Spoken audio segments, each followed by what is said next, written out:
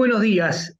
Volvemos a tener el gusto de tener con nosotros a Jorge Helft y hoy vamos a hacer un pequeño enroque en las artes. Nos vamos a ir de las artes visuales, nos vamos a ir a la ópera. Y concretamente, como se está por estrenar en Montevideo Don Giovanni de Mozart, todavía no se estrenó, va a ser recién la semana que viene. eh, Queremos conversar con Jorge, porque Jorge es un gran conocedor de ópera, de música, y seguramente a esta obra la debe conocer. ¿Cómo estás? Buen día, Jorge. ¿Qué te suena a vos cuando escuchás Don Giovanni? ¿La viste alguna vez? Buen día, Roberto.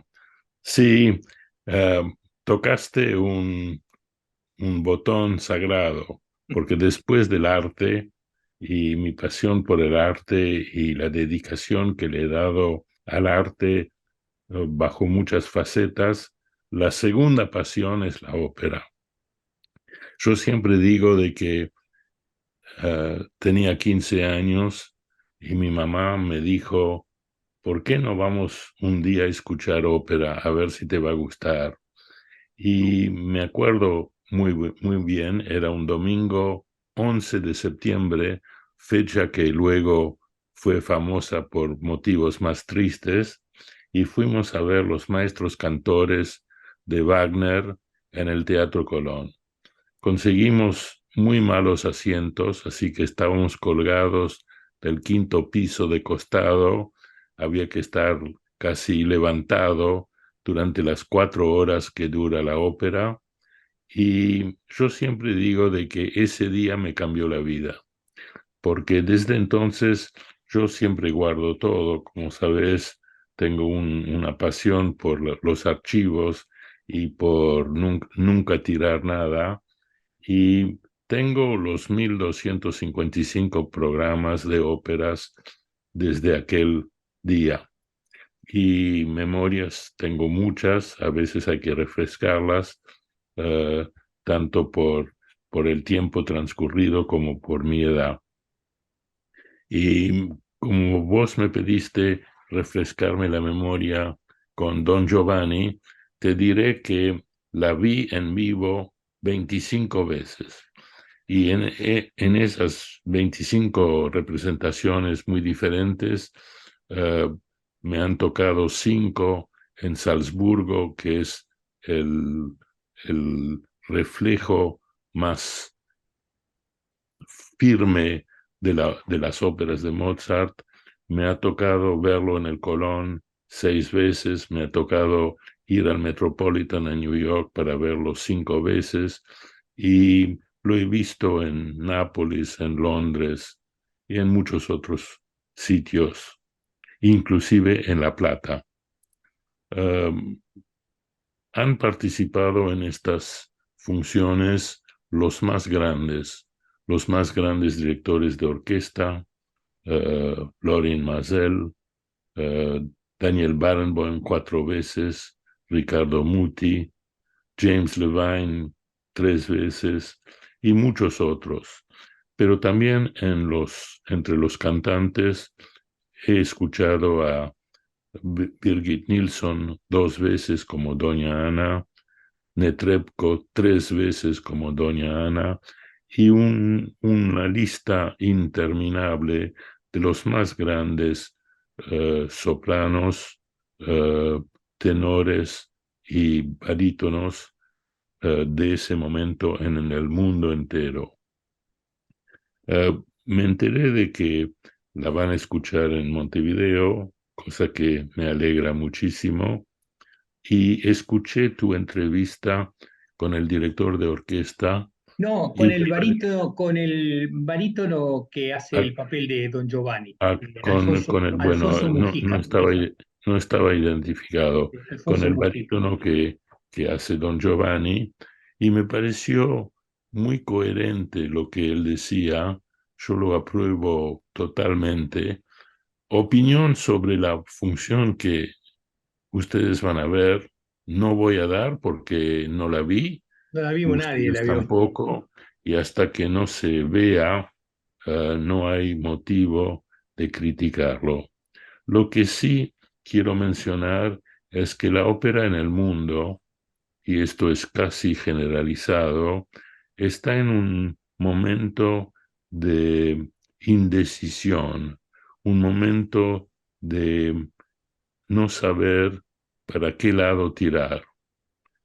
Desde hace 10 o 15 años han tomado un rol, un papel que yo estimo totalmente sobrevaluado, no me extraña, por parte de la parte teatral, de los regisseurs de las óperas.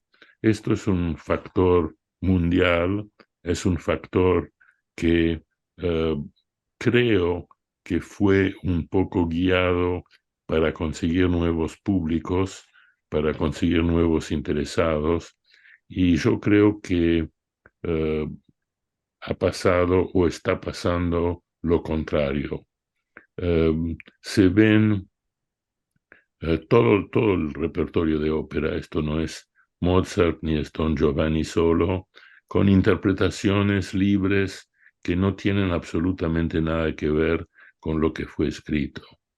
Yo estoy totalmente en favor de una renovación inteligente, de una renovación paulatina de de las costumbres casi congeladas que existían en el siglo XIX y en el buena cantidad buena parte del siglo XX. De estas 25 óperas de funciones del Don Giovanni que yo he visto, por supuesto las ha habido muy diferentes, con muy diferentes interpretaciones. Y lo que me gustó del barítono que entrevistaste era que justamente habló de dos factores muy fuertes presentes en Mozart, que es la violencia del mismo Don Giovanni, o más bien que no sea tan violento y que se ha metido en, en, eh, en una situación con distintas mujeres que le han obligado a veces a actuar con cierta violencia. Eso es el tipo de interpretación que yo considero totalmente lícito. Eh, si uno lee la partitura de Mozart ante todo y el texto de Da Ponte, uno está libre, como frente a cualquier obra maestra, de encontrar detalles que llevan a presumir de que la intención era tal o cual. Lo que yo rechazo tan categóricamente como acepto lo otro es cuando lo que está claramente escrito por los autores, al final ellos son los autores del texto, son los autores de la música, eh, no tienen absolutamente nada que ver con lo que se presenta. Hace muy poco amigos me llamaron y me dijeron, y ahora estás viviendo en Normandía, no vas a la ópera, eh, podrás ver el Oro del Rin de Berlín, pedido por Barenboim, pero él está enfermo, así que no la va a dirigir, y vale la pena porque es muy novedosa. Y el Oro del Rin, que tanto he visto como Don Giovanni, también lo habré visto más de 20 veces, ocurre en un manicomio. Y eso lo rechazo totalmente porque está completamente alejado del mito que Wagner utiliza para su ópera. Y esto está ocurriendo más y más, y no excluyo de que ocurra algo similar en Montevideo.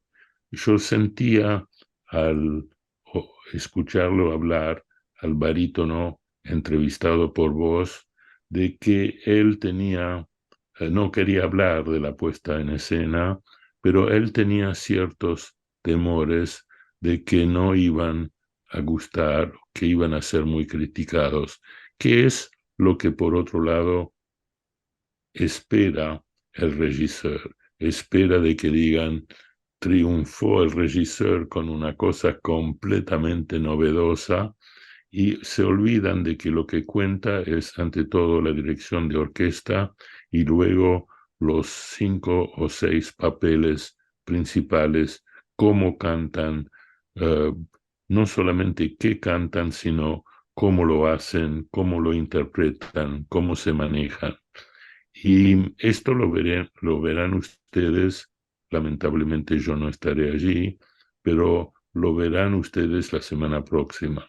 Y ojalá me equivoque y se presente un espectáculo digno de lo que escribió Da Ponte y puso en música Mozart, porque es una obra maestra absoluta que se que permite distintas interpretaciones, pero siempre dentro de lo que fue escrito. Detalles hay muchos que se pueden ir insistiendo o eh, eh, dando menos importancia y otras ideas que son totalmente descabelladas y que no tienen nada que ver con el Don Giovanni. Así que Sí, hay alguna pregunta que me surge de tus palabras, y es cuando hablas de que la importancia está en la partitura, en el director y en las voces. Te cuento que han invitado a las mejores voces de la lírica femenina en el Uruguay, hay invitados de la Argentina, pero concretamente al texto y a la interpretación. Cuando Don Giovanni le revelan en su agenda las 1000 españolas, las 200 alemanas, enormes cantidades centenares de mujeres. Alfonso Mujica, cuando le hago esta pregunta, me dice, pero fueron consentidas, no hubo violación, fue conquista.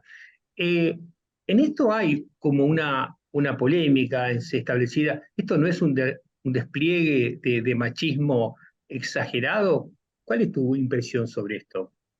yo creo que el regisseur, y aquí entra a jugar su genio, su capacidad, puede darle el sentido que él estima conveniente. Por empezar, puede ser jocoso, puede ser que Leporello, el sirviente fiel de Don Giovanni, quiera demostrar de que su maestro, eh, su patrón, se tira con cualquier mujer y él usa 1003 como exagerando, como para decir, mira por dónde va. Tantas turcas, tantas alemanas, tantas españolas, tantas italianas. Puede ser de que sea real, que él haya notado y que don Giovanni eh, realmente se tire con cualquiera y como se ve, tuvo éxito con 1003 mujeres.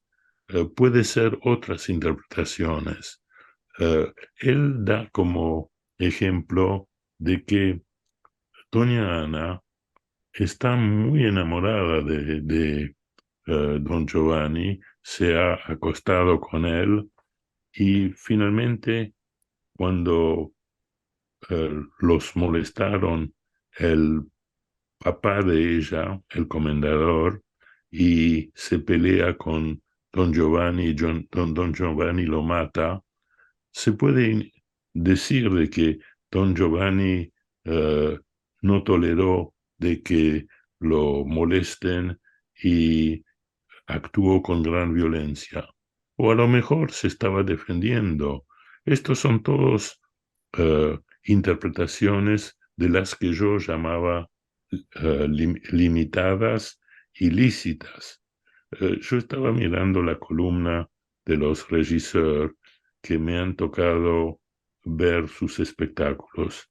Y ya mencioné los directores de orquesta que eran los más grandes del mundo y en general ellos elegían o tenían su voz y voto para elegir los regisseurs con los cuales iban a trabajar. Bueno, los regisseurs estaba, por ejemplo, eh, Margarita Wallman, una mujer ya grande cuando actuó, que yo le he visto eh, presentar espectáculos geniales en toda Europa después de la Segunda Guerra Mundial.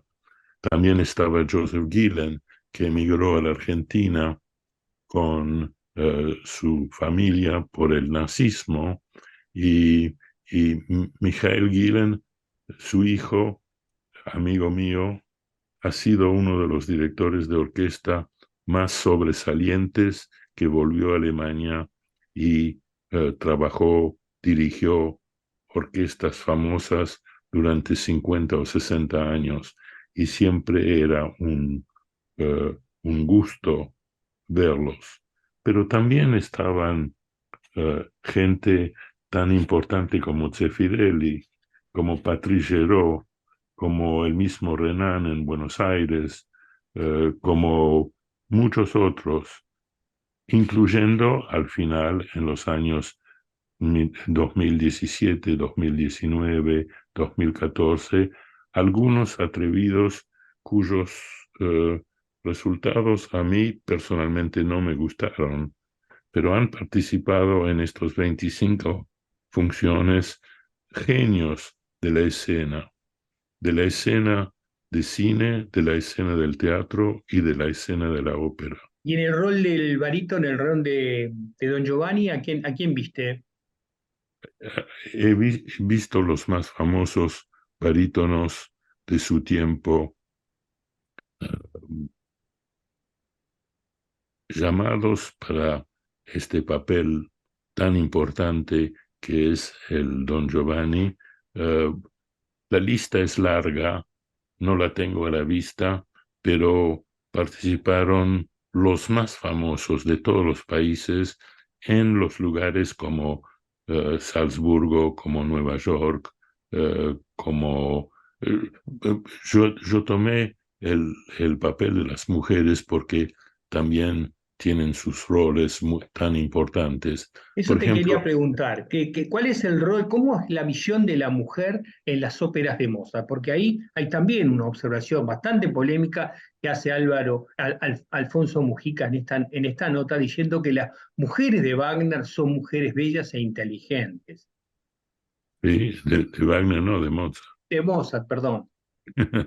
Pero yo escuché mis dos primeras funciones en 1956, no es ayer, era Birgit Nilsson, la wagneriana más famosa posiblemente de todos los tiempos, cantando Doña Ana. Más adelante, no por ser la mejor, pero por ser la más famosa del mundo, la escuché a Netrebko 3 veces en 3 producciones totalmente diferentes, una en Zúrich, una en Salzburgo, la otra no me acuerdo. ¿Eran distintas las versiones? ¿Cantaba igual? ¿Qué Sí, por cambiaba en esa? supuesto, ¿Así? por supuesto. Ella se ha tenido que dejar dirigir por el director de orquesta, por el director escénico. Y a esto voy. Lo que yo decía de negativo de los directores escénicos que se han transformado en las estrellas de las producciones nuevas, cosa que es absurdo desde mi punto de vista. Tienen que tener un rol importante, pero primero tienen que aceptar de que otros han creado el, eh, la ópera que se está presentando, el compositor ante todo y su libretista, que a veces se lo margina y que tuvo un rol protagónico al escribir el libreto. Luego viene el director de orquesta, que su interpretación puede ser más blanda, más rígida, eh, más rápida, más lenta, eh, y que debería poder decidir cómo se va a representar. A lo que voy es que en los últimos 20 años que está esta racha de sobrevalorar la parte escénica y las innovaciones, entre comillas, del texto, es que hemos tenido mucho más renuncias, tanto por parte de directores de orquesta y sobre todo por parte de grandes cantantes que han dicho, este mamarracho no juego yo. Y Mira. se han retirado al comenzar los ensayos por estar en total desacuerdo con lo que proponía el registro. ¿Te acordás de algún caso? Pero muchos casos, han habido tantos casos que no. eh, y yo, como director de orquesta, me acuerdo perfectamente de Ricardo Muti, que es uno de los muy grandes, todavía activo, eh, que se negó a seguir dirigiendo una orquesta sublime por lo que le im- imponía el regisseur. Y esto ha sido, con los cantantes ha sido frecuente, que el regisseur quería de que el personaje que era posiblemente una burguesa o la hija de un burgués de su país se transforme en eh, estrella de circo y suba al trapecio y cualquier barbaridad que no tiene nada que ver con la ópera para atraer público y que digan qué escandaloso, qué lindo, que... Y esto ha sido frecuente y ha sido de lo que ha reforzado mi punto de vista de que eh, es exagerado el rol que tienen, que han asumido hoy en día por la parte escénica. Tengo un paralelo que voy a usar, aunque duela a algunos y que otros se oponga o no acepten mi punto de vista.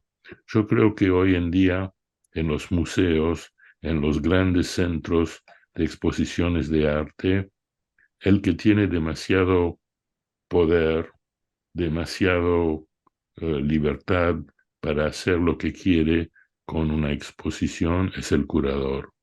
En mi tiempo, el curador o no existía o se ajustaba a presentar los cuadros, las esculturas en la mejor forma para que el público las pueda gozar, las pueda entender, las pueda discutir. Hoy en día, el curador quiere presentar algo del cual se habla. Y es ridículo. Uno está con gente del ambiente y dicen, ¿viste la exposición de fulano de tal? Y mencionan el curador. Y es absurdo. La exposición es de Picasso o es de Goya, es de Rembrandt o es de Leger. No tiene importancia, pero el curador viene en tercer o cuarto lugar.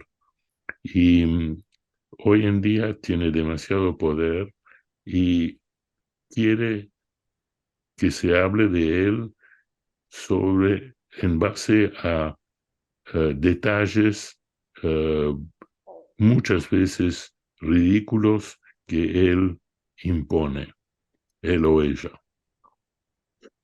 Jorge, te voy a hacer una observación que se me viene a ocurrir ahora. Es extraño en una persona como tú, que sos un amante y un entendido de las vanguardias y un coleccionista además del arte moderno, que en ópera tu opinión sobre las nuevas tendencias o las revoluciones que cambian las estructuras de lo viejo te rechina. ¿Me puedes explicar esta aparente contradicción en tus gustos? No, yo no rechino para nada si sigue una trayectoria que me parece coherente, que me parece que es una reinterpretación clara de lo que quisieron los autores. Yo le doy absoluta prioridad a los autores. Yo creo que Beethoven escribió una sola ópera, Fidelio, y es un grito de libertad. Puede ser un grito de libertad de una manera o de otra. Puede ser, pero cada uno de los papeles principales tiene su carácter y su forma de ser. Eso se puede reinterpretar, al igual que si uno lee Victor Hugo o Molière, o uno le puede dar, al leerlo, uno puede vislumbrar un personaje de tal o cual dimensión, de tal o cual costumbres, pero no se puede de repente recrear un personaje que no tiene nada que ver con lo que está escrito y hacerse la estrella de la representación. Me parece una cosa totalmente fuera de lugar. Jorge, otra pregunta que te quiero hacer y es la siguiente. Esto requiere un costo para el contribuyente enorme porque la producción de ópera moviliza decenas de personas, de técnicos, viajes, ensayos de muchísimas horas. Y vos sabés que hasta yo ahora en los ómnibus, ayer veía los ómnibus que recorren Montevideo, tienen el aviso en el costado del chasis anunciando Don Giovanni. Y va a estar 2 días nada más. ¿Cómo se entiende esto? Una tremenda producción como esa que solo esté, ¿es así en el mundo? Es así en todo el mundo. La ópera nunca va a dar ganancia. Tiene demasiados costos. Los costos de por sí son exagerados. Desde mi juventud, eh, la mayoría de las casas buenas tenían su elenco permanente. Y el elenco, por ejemplo, tenían una soprano muy buena. Y esa soprano cantaba Mozart el martes y el jueves cantaba Bizet en francés o cantaba Bizet en traducción alemana si se trataba de una ciudad alemana. Eh, los decorados se sacaban del depósito y eran los mismos decorados que 20 años antes. Hoy en día se está despilfarrando una cantidad enorme por el requerimiento de la novedad y del público. Y personalmente me parece absurdo. Ahora, si vamos al caso específico de Montevideo, Montevideo es una ciudad pequeña. eh, Presentar una ópera en el Solís existe desde hace más de 150 años, 170 años, y ojalá pueda seguir. Pero hay que pensarlo en una forma adecuada al presupuesto del país, al presupuesto de la ciudad y al presupuesto del teatro. Eh, con mi mujer hemos sido pequeños apoyos económicos a un grupo que se llama Ópera Joven, de uruguayos, donde fuimos a verlos un día un poco por casualidad y nos pareció extraordinarios. Un empuje, un dinamismo, una gracia y una musicalidad totalmente aceptable. No era ni pretendía ser una función de Salzburgo o una función del Metropolitan, pero era una función de Montevideo dada en lo mejor que Montevideo puede dar. Y los ayudamos durante 3 años. Eh, Esto ocurre en los teatros más grandes. En Glyndebourne, donde la temporada es de 2 meses por año y donde la ópera se da en el teatro construido al lado de una casa de campo de una familia burguesa inglesa desde 1934, o sea que pronto va a cumplir 100 años, o pronto va a cumplir 90 años, eh, con pocas representaciones de cada ópera dentro de la temporada suelen presentar 6 óperas en un tiempo desde mediados de mayo hasta mediados de agosto. Se puede lograr. Eh, la cuestión es que hoy en día el, el, los organizadores creen de que tienen que tener grandes nombres. Uh, una cantante como Netrebko, que ha sido, la hemos escuchado desde sus primeras actuaciones fuera de Rusia, uh, la hemos escuchado en Nueva York, en París, en Zúrich, varias veces, piden honorarios desmedidos. Y bueno, la corriente es esta. Pero hay anécdotas que no son tan positivas. Cuando yo empecé a escuchar óperas, uno de los compositores que más me interesaron y que sigue interesándome mayor, en la forma mayor hoy en día, es Wagner. Y el colmo para ir a escuchar Wagner era la ópera que él mismo construyó en Bayreuth, en una pequeña ciudad de provincia, donde él quería que todo el entorno sea creado por él. Y me ha tocado ir a Bayreuth unas cuantas temporadas. Y cuando empecé a ir a Bayreuth había que escribir pidiendo entradas para lo que sea, lo que ellos estaban decididos a venderte, y la contestación venían de que siga mandando la carta todos los años, que no había entradas, y que después de 9 años, no estoy hablando en chiste, después de 9 años uno entraba en el turno de que algo te iban a tirar. No te puedo Y, creer. por supuesto, después de 10 años, algo más, y después eras un socio y tenías cada año, podías ir para toda la temporada o digamos para 4 o 5 óperas.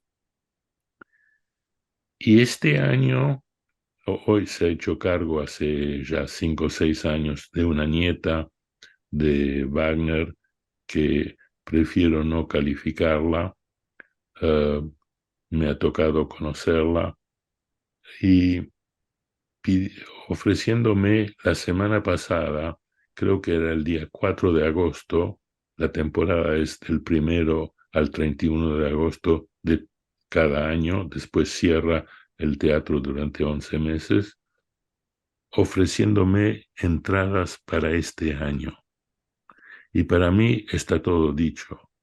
Puede ella aducir de que ella es más novedosa, ella es más esto, que sigue el interés, que viene la Merkel todos los años para la inauguración, que todo lo que quiere, pero me demuestra un fracaso rotundo. Qué bárbaro, qué bárbaro. Che, Jorge, la verdad que es un gusto hablar contigo. ¿Sabés qué? La semana que viene vamos a seguir hablando de ópera.